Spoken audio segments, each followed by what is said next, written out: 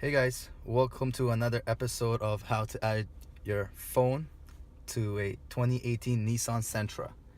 We got an Apple here, so we're gonna go to settings, we're gonna go to Bluetooth, make sure it's on, and then we push the talk button here.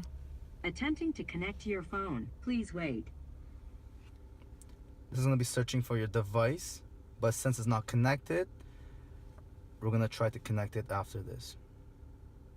No phone found. Would you like to add a phone now? After the beep, say add phone, replace phone, select phone, or no. Add phone. Add phone. The system is searching for your phone.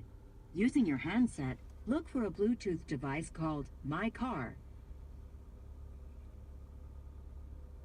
Please confirm the PIN matches using the handset.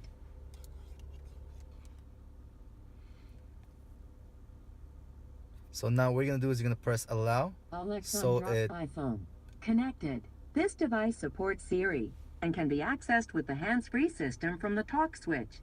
To access this feature, would you prefer to use a short or long press of the talk switch? Please say a command after the beep. Available commands are short press, long press, or help. long press. A long press of the talk switch will now start Siri.